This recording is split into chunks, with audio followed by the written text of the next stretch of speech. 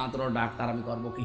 এই জন্য যা আসে আমি এক বলে আল্লাহ নামে চালিয়ে দিয়ে যা, বাসে বাসে পরে মরুক। এই জন্য ওখানে সুস্থ থাকার জন্য আমি নিজে পরীক্ষিত, যতদিন রোজা ছিলাম ততদিন ভালো ছিলাম। সুবহানাল্লাহ বলতে পারেন না? বের হওয়ার পরেই প্রায় 1.5 মাস 2 মাসে আমি প্রায় অসুস্থ হয়ে আছি। এই 3 দিন একটু সুস্থ লাগছে, যে রোজা আছি, আর যেহেতু ফরজ রোজা, রমজান মাস আল্লাহর রহমতের ভেতরে আছি, এই জন্য মনে হয় সুস্থ আছি। তাছাড়া সারাদিন ধরেন খাইনি, আর আজকে সেহরিও করতে পারি নাই। কালকে ঘুমাতে ঘুমাতে বেশি রাত হয়ে গেছে, উঠে শেষ পর্যন্ত একটু পানি খেয়ে আছি। যে সারাদিন জার্নিতে চলছে, এরপরও তো ভালোই আছি।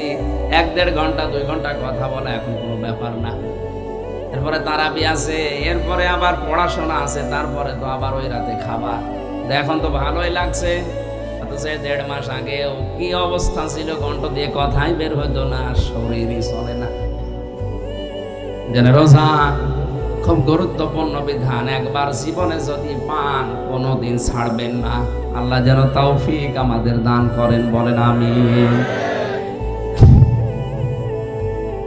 নবীজি বলেন, কোন মানুষ যদি রোজা রাখতে পারে, সত্যি সত্যি ওর যে পুরস্কার আল্লাহ ফেরেশতাদেরকে দিয়ে দেবে না, নবীদেরকে দিয়ে দেবে না, সওমলি ওয়া আনা আজিবিহি, আল্লাহ নিজে পুরস্কার হাতে করে দান করবেন।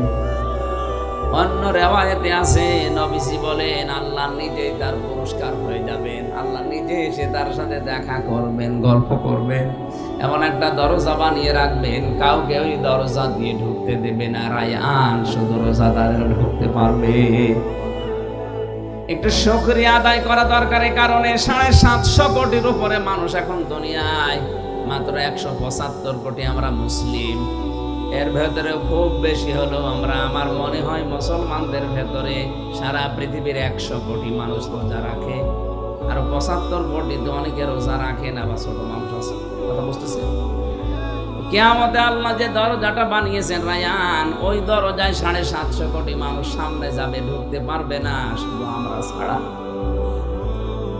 আমরা যদি অন্য ধর্মে জন্মগ্রহণ করতাম, অন্য ধর্মে আসতাম, মা বাবা যদি ওই ধর্মে চালাতো, কিয়ামতে ওই সম্মান আপনি কিয়ামতে পেতেন না। সুতরাং এই সম্মান আল্লাহ যে আমাদেরকে দয়া করে দান করছেন রোজার মাধ্যমে, যে দরজা বানিয়েছেন নিজের রায়ান, শুধু আমরাই ঢুকতে পারবো। বলেন আলহামদুলিল্লাহ।